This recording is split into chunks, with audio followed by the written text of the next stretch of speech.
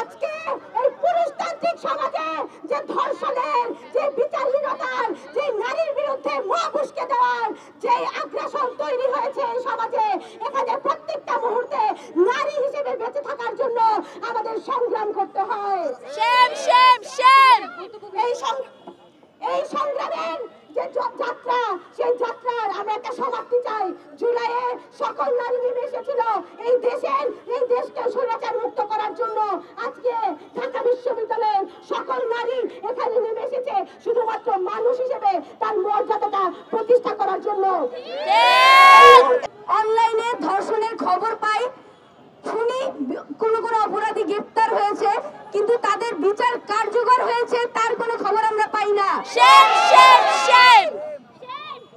এই রাষ্ট্র ব্যবস্থা, এই আইন ব্যবস্থা ধর্ষকের কোনো কিছুই করতে পারে না। আর আমরা চেয়ে চেয়ে দেখি এবং এই ব্যর্থ রাষ্ট্রযন্ত্রের একটা টুলে পরিণত হই।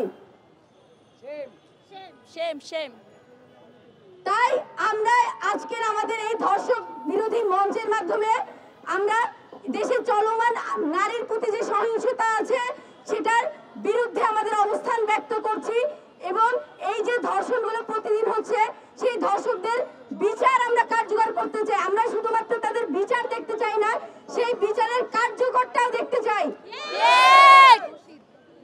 আমরা ততক্ষণ পর্যন্ত মাঠে থাকবো যতক্ষণ পর্যন্ত আমরা দেখব সেই ঘৃণ্য ধর্ষকদের বিচারটা আমরা দেখছি। আমরা শুধু ধর্ষণের খবর দেখতে চাই না, আমরা তাদের বিচার দেখতে চাই এবং সেগুলো আমরা আমাদের ফেসবুকে প্রচার করতে চাই।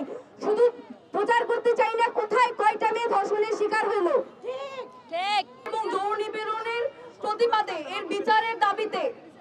কিন্তু যখন ধর্ষণ হয়, যখন চলন্ত পথে ধর্ষণ হয়, যখন উন্মুক্ত পথে রাস্তাঘাটে একটা নারী হেনস্থার শিকার হয়, তখন আমরা চুপ থাকি। আমরা কি নিজেরা ধর্ষকের সঙ্গী হিসেবে নিজেকে পরিচয় দিচ্ছি না? আমরা এই যে আন্দোলন করি, প্রত্যেকবার মিডিয়াতে ভাইরাল হয় এক একটা ধর্ষণের ঘটনা, আমরা শুধু ওই সব ঘটনা নিয়ে আমরা আলোচনা করি। কিন্তু মফস্বল শহরে, গ্রামে এত ধর্ষণ হয় এবং গৃহস্থালী ঘরে এত ধর্ষণ হয়, এই যে এত ম্যারিটাল ধর্ষণ হয় এবং আমাদের সোশ্যাল মিডিয়া, সামাজিক যোগাযোগ মাধ্যমে এত সোশ্যাল বুলিং হয়, তখন আমরা সবাই কোথায় থাকি? এই যে আমরা এতজন মানুষ, তাহলে আমাদের ধর্ষণটা করে কে? আমাদের হেনস্থাটা করে কে? আমরা যদি এতজন মানুষ ধর্ষণের বিরুদ্ধে দাঁড়াই, তাহলে ধর্ষণটা করছে কে? আমরা যারা এর সাপোর্ট করি আমরা চুপ থাকি। আমরা প্রত্যেকজন এক একজন ধর্ষকের সাপোর্টার। আপনারা কি সাপোর্টার হয়ে থাকতে চান নাকি সবাই এই ধর্ষকের বিচার না হওয়া পর্যন্ত, বাংলাদেশে হওয়া প্রত্যেকটা ধর্ষণ, যৌন নিপীড়নের বিচার না হওয়া পর্যন্ত আপনারা অ্যাক্টিভ থাকতে চান? আমার আপনাদের কাছে একাগ্রতা এবং সহযোগিতার আর কোনো প্রত্যাশা নাই। আসিয়াকে যারা ধর্ষণ করেছে তাদের ধর্ষণ করতে একটা রাতও লাগে নাই। ধর্ষিত হতে একটা রাতও লাগে না। ধর্ষণের বিচার চাইতে কেন এত দিন চলে যায়? আজকে আমার রাষ্ট্রের কাছে আমরা দাবি জানিয়ে যাই, যত দ্রুত সম্ভব ধর্ষকের দৃষ্টান্তমূলক শাস্তির আওতায় আনুন। ধর্ষণ বিরোধী বিশেষ ট্রাইব্যুনাল গঠন করুন। ধর্ষিতাদের পাশে দাঁড়ান। এবং আমাদের সমাজের মানুষের কাছে আমি বলে দিতে চাই, ধর্ষিত হওয়ার পর তাকে তার পোশাক নিয়ে নয়, তাকে তার চালচলন নিয়ে নয়, তাকে একজন মানুষ হিসেবে দেখুন। আজকে আসিয়া হাসপাতালের বিছানায় পড়ে কাতরাচ্ছে, অথচ আসিয়ার মা কেঁদে কেঁদে বলছে, আমার মেয়েটা যদি আজকে হাসপাতাল থেকে সুস্থ হয়ে বাড়ি ফিরে আসে, সে সমাজের মানুষের কাছে মুখ দেখাবে কিভাবে? আমরা এমন সমাজ ব্যবস্থাকে ধিক্কার জানাই। আমরা এমন সমাজ ব্যবস্থা থেকে মুক্তি চাই, এত দীর্ঘ বিচার ব্যবস্থা থেকে মুক্তি চাই। ধর্ষকদের অবিলম্বে বিচার কার্যকর করুন। ধর্ষণ বিরোধী বিশেষ ট্রাইব্যুনাল গঠন করুন এবং মেয়েদেরকে পণ্য হিসেবে নয়, মানুষ হিসেবে দেখুন। নারীদের নিরাপত্তা দিতে পারছে না। আমি অন্তর্বর্তীকালীন সরকার, আইন উপদেষ্টা, স্বরাষ্ট্র উপদেষ্টা, নারী ও শিশু উপদেষ্টার কাছে আমার প্রশ্ন, এত ধর্ষণ, এত নারী নির্যাতন, এত যৌন নিপীড়ন, এত ইফটিজিং, সাইবার বুলিং, এসব নিয়ে আপনারা কি পদক্ষেপ গ্রহণ করেছেন। স্বৈরাচারের আমলে আমরা যা পাইনি, আমরা 24-এ আমাদের নারীদের অংশগ্রহণের মাধ্যমে আমাদের নিরাপত্তা নিশ্চিত করতে চেয়েছি। আপনারা কি নারীদের নিরাপত্তা দিতে পেরেছেন? আপনাদের কাছে প্রশ্ন, আপনারা কতটুকু পেরেছেন? আমাদের এই মুক্তভাবে মুক্ত আকাশের নিচে বসবাস করতে পারবো। আমার প্রশ্ন এই রাষ্ট্রের কাছে, এই জনগণের কাছে, এই মা বোনের কাছে, কোন ঘরের সন্তানকে মানুষ করছেন মা আপনি, যে সন্তান রেপ করার সময় আপনার কথা একবারের জন্য মনে করে না? আপনি কোন ঘরের সন্তানকে মানুষ করছেন মা, যে সন্তান একটা মেয়েকে ইফতিজিং করার সময় ভাবে না তার ঘরে একটা বোন আছে? আমি আমার সন্তানকে 3টা আর্মি হেফাজতে এই দেশে নারীকে ধর্ষণ করা হয়, এই দেশের আইন শৃঙ্খলা বাহিনী পর্যন্ত এই দেশের নারীকে নিরাপত্তা দিতে ব্যর্থ হয়েছে। আমরা মনে করি বাংলাদেশে যে বিচারহীনতার সংস্কৃতি তৈরি হয়েছে, যে নারী বিদ্বেষী মব আগ্রাসন ঘটেছে, তা এই দেশের নারীকে নিরাপত্তা দিতে, মানুষ হিসেবে সম্মান দিতে ব্যর্থ হয়েছে এবং বাংলাদেশকে একটি ধর্ষক তৈরির কারখানায় পরিণত করেছে। সেই প্রেক্ষিতে এই রাজু ভাস্কর্যের নিচে শিক্ষার্থীরা আছি, একই সাথে সারা ঢাকা শহর থেকে অন্যান্য নারীরা শিক্ষার্থীরা আমাদের সাথে যুক্ত হয়েছে। আমাদের ঢাকা বিশ্ববিদ্যালয়ে যে পুরুষ শিক্ষার্থীরা আছেন, ছেলেদের হল থেকে মিছিল এসেছে। আমরা শিক্ষার্থীদেরকে অসংখ্য অসংখ্য ধন্যবাদ জানাই যে আজকে আপনারা এই মশাল মিছিলে সবাই একাত্ম হয়ে আপনারা ধর্ষণের বিচার দাবি করেছেন। আজকে আমাদের পক্ষ থেকে 5 দফা দাবি আমরা ঠিক করেছি। সেখানে প্রথম 2টি দাবি আমাদের আশরাফা, যে শামসুন্নাহার হলের শিক্ষার্থী, তিনি ঘোষণা করেছেন। বাকি 3টি দাবি আমি এখানে বলছি। প্রথম 2টির মধ্যে আমরা বিশেষ করে এখানে বিশেষ ট্রাইব্যুনালের কথা বলেছি এবং বিশেষ ট্রাইব্যুনাল গঠনের জন্য 72 ঘন্টার আলটিমেটাম দিয়েছি। এবং পরবর্তী 3টি দাবি, নারী ও শিশুর নিরাপত্তার প্রশ্নে স্বরাষ্ট্র উপদেষ্টা, আইন উপদেষ্টা, নারী ও শিশু বিষয়ক উপদেষ্টার ব্যর্থতার দায় স্বীকার করে জবাবদিহি করতে হবে। তারপর 4 নম্বর দাবি, সকল শিক্ষা প্রতিষ্ঠান ও কর্মক্ষেত্রে নারী ও শিশু নিপীড়ন বিরোধী সেল গঠন এবং সেলের কার্যকারিতা নিশ্চিত করতে হবে।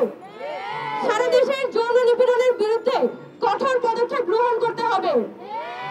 আমাদের 5 নম্বর দাবি, ধর্ষণ, যৌন নিপীড়ন ও সামাজিক যোগাযোগ মাধ্যমে সাইবার বুলিং সংক্রান্ত আইনের সংশোধন করে অপরাধের স্পষ্ট এবং যথাযথ সংজ্ঞায়ন করতে হবে।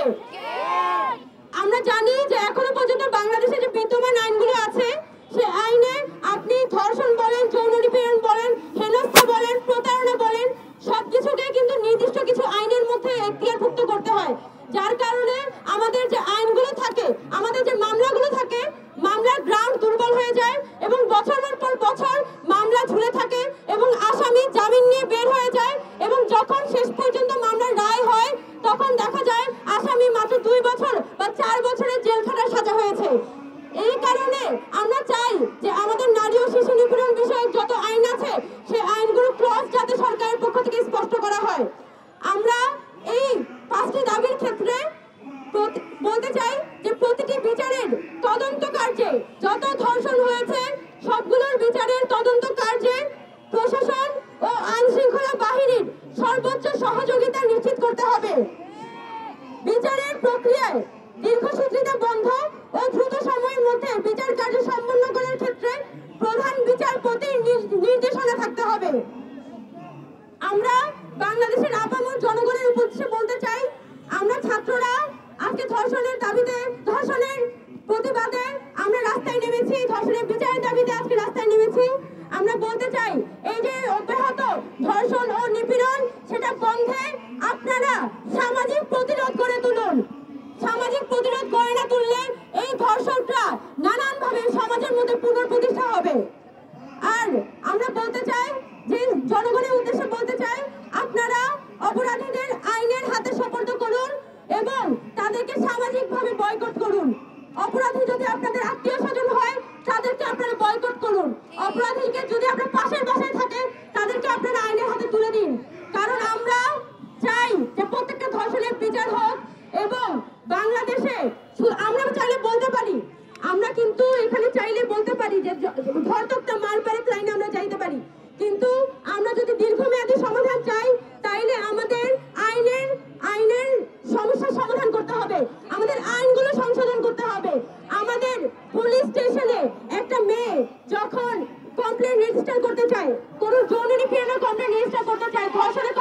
বিচার করতে যায়, যে পরিমাণ হ্যারাসমেন্টের শিকার হতে হয়, সেই কারণে দেখা যায় আমাদের এক তৃতীয়াংশ ধর্ষণের কমপ্লেইন কখনো রেজিস্টার্ডই হয় না। তাই আমাদের বাংলাদেশের সার্বিক পরিবেশটাই একজন নারীর জন্য উপযোগী করতে তুলতে হবে। গত কিছুদিন আগে আমাদের ঢাকা বিশ্ববিদ্যালয়ের একজন শিক্ষার্থীকে এই রাজু ভাস্কর্যের সামনে হেনস্থা করা হয়েছিল। আমরা দেখেছি কিভাবে হেনস্থাকারীকে ওই ইফতিজারকে দিনে দুপুরে মালা পরিয়ে, ফুলের মালা পরিয়ে তাকে জামিন দিয়ে নিয়ে আসা হয়। এটা আমাদের বাংলাদেশের জনগণের জন্য লজ্জা। আমরা বলতে চাই যে আপনারা না বুঝে না জেনে একটা ইফতিজারকে সাপোর্ট করবেন না। আপনারা সারা রাত একটা ইফতিজারকে সাপোর্ট করে গেছেন এবং সকালবেলা দেখেছেন যে এই লোক আসলে একটা পারভার্ট ছিল এবং সে আসলে আমাদের বোনকে নানান হেনস্থাই আসলে করেছিল। আজকে আমাদের যেহেতু আমাদের বিশেষ ট্রাইব্যুনাল গঠনের জন্য আমরা তিন কার্যদিবসের আলটিমেটাম ঘোষণা করেছি। এই সময় আমরা প্রধান বিচারপতির কাছে আমরা স্মারকলিপি দিব, আমরা প্রধান উপদেষ্টার কাছে স্মারকলিপি দিব এবং এই সময়ে আমরা অনলাইন স্ফিয়ারে আমাদের এই 5 দফা দাবির পক্ষে সবার কাছে জনমত গড়ে তুলব। আমরা জানি যে সারা বাংলাদেশে কিন্তু ধর্ষণ ও নিপীড়ন প্রতিরোধে ছাত্ররা, জনতা তারা কিন্তু রাস্তায় নেমেছে, বিভিন্ন ব্যানারে কিন্তু তারা প্রোগ্রাম করছে। আমরা ঢাকা বিশ্ববিদ্যালয়ের শিক্ষার্থীরা এই ধর্ষণ বিরোধী মঞ্চ ব্যানার প্রোগ্রাম ডাক দিয়েছি, কিন্তু সারা বাংলাদেশে যত ধর্ষণের বিরুদ্ধে প্রতিবাদ চলছে আমরা তার সাথে সংহতি জানাই এবং আমরা বলতে চাই যে আগামী 3 দিনের মধ্যে যদি এই বিশেষ ট্রাইব্যুনাল গঠন না হয় তাহলে আমরা আমাদের 5 দফা দাবি নিয়ে আবার পুনরায় মাঠে আসব। আজকে আমাদের এই কর্মসূচি, আমাদের এই যে ছাত্রীদের, ঢাকা বিশ্ববিদ্যালয়ের ছাত্রীদের পক্ষ